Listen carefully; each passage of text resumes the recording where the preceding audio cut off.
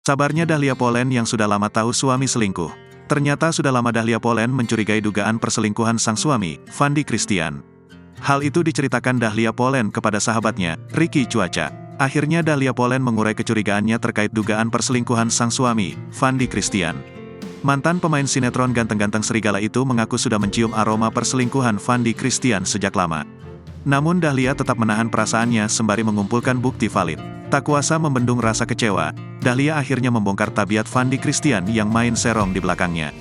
Ibu 3 anak itu akhirnya menceritakan dugaan perselingkuhan Fandi dengan wanita lain di belakangnya. Presenter sekaligus aktor ternama itu mengungkap isi curhatan Dahlia Poland soal kisruh rumah tangganya.